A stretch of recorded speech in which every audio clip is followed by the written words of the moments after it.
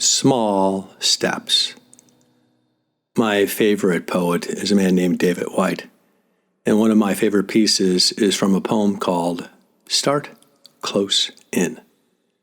Here it goes. Start close in. Don't take the second step or the third step. Start with the first thing, close in. Start close in. Don't take the second step or the third step. Start with the first thing, close in. The step you don't want to take. Is it possible that you have too many options, or maybe not enough options, or maybe all the options are less than ideal? Is it possible you're paralyzed by an overabundance of divergent thinking, where you're trying to generate creative ideas by exploring as many solutions as possible? Or conversely, you're hyper-focused.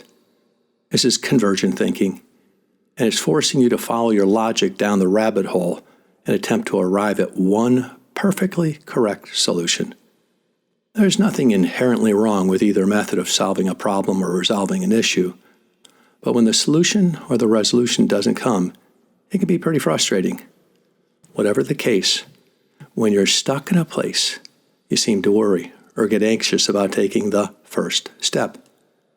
Maybe the way to shake loose of that anxiety and frustration isn't so much about encouraging yourself to take the first step. Rather, it might be about changing your starting point altogether. There's a great book called Walk Out, Walk On by Deborah Freitz and Meg Wheatley. In this book, these two authors go out and explore 7 completely different communities in different parts of the world.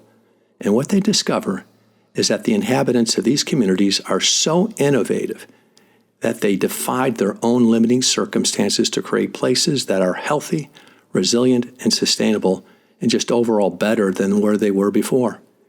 It's really an inspirational story, and it also has a lot of useful context. One of the core messages in the book involves one of my favorite quotes, one that particularly resonates with the self-coaching style of private work.